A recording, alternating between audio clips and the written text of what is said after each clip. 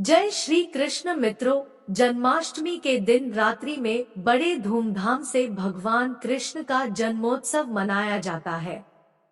इस दौरान कान्हा के भक्त विधि विधान से पूजा करते हैं और व्रत रखते हैं। इसी के साथ ही जन्माष्टमी की कथा सुनने का बड़ा महत्व है। मान्यता है कि इससे जातक के जीवन के सभी दुख दूर होते हैं और जीवन में सुख समृद्धि और खुशहाली आती है। प्रिय भक्तों, आपसे अनुरोध है कि कथा को पूरा सुने ताकि आप इसका लाभ प्राप्त कर सके। चलिए जानते हैं जन्माष्टमी पर श्री कृष्ण की जन्म कथा। पौराणिक कथाओं के अनुसार भाद्रपद माह कृष्ण पक्ष की अष्टमी तिथि को भगवान कृष्ण ने माता देवकी की 8वीं संतान के रूप में जन्म लिया था। कृष्ण जी का जन्म मथुरा में कंस के कारागार में हुआ था। माता देवकी राजा कंस की बहन थी। कंस को सत्ता का लालच था। उसने अपने पिता राजा उग्रसेन की राजगद्दी छीनकर उन्हें जेल में बंद कर दिया था और स्वयं को मथुरा का राजा घोषित कर दिया था। राजा कंस अपनी बहन देवकी से बहुत प्रेम करते थे। उन्होंने अपनी बहन का विवाह वासुदेव से कराया था, लेकिन जब वह मां देवकी को विदा कर रहा था, तभी एक आकाशवाणी हुई कि देवकी का 8वां पुत्र कंस की मौत का कारण बनेगा। यह सुनकर कंस डर गया। उसने तुरंत अपनी बहन और उनके पति वासुदेव को जेल में बंद कर दिया। उनके आसपास सैनिकों की कड़ी पहरेदारी लगा दी। कंस अपनी मौत के डर से देवकी और वासुदेव की 7 संतानों को मार चुका था।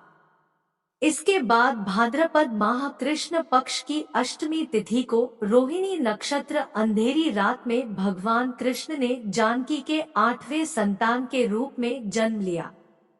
श्री कृष्ण के जन्म लेते ही कोठरी प्रकाशमय हो गई। आकाशवाणी हुई कि विष्णु जी ने कृष्ण जी के अवतार में देवकी के कोख में जन्म लिया है। उन्हें गोकुल में बाबा नंद के पास छोड़ आए और उनके घर एक कन्या जन्मी है, उसे मथुरा लाकर कंस को सौंप दे। आकाशवाणी सुनते हैं वासुदेव के हाथों की हथकड़ी खुल गई।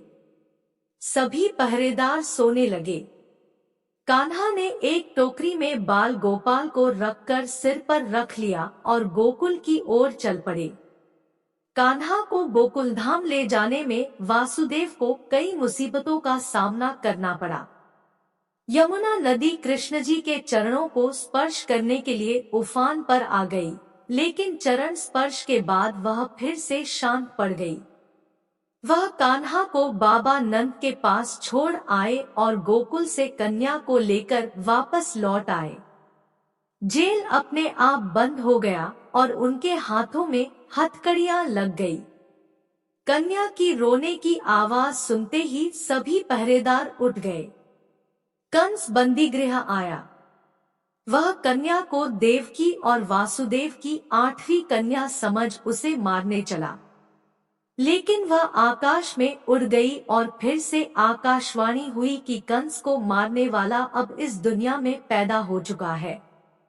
बाबा नंद और उनकी पत्नी मां यशोदा ने कृष्ण जी का पालन पोषण किया। राजा कंस ने कृष्ण जी का पता लगाकर उन्हें मारने की खूब कोशिश की, लेकिन कंस की सारी कोशिशें विफल हुई और कृष्ण जी को कोई मार नहीं सका। अंत में श्री कृष्ण ने कंस का वध किया। राजा उग्रसेन को फिर मथुरा की राजगद्दी सौंप दी। इस तरह से जन्माष्टमी की व्रत कथी पूरी हुई। मित्रों, यदि आपने इस कथा को पूरा सुन लिया है तो कमेंट बॉक्स में जय श्री कृष्ण जरूर लिखें और चैनल को सब्सक्राइब अवश्य करें।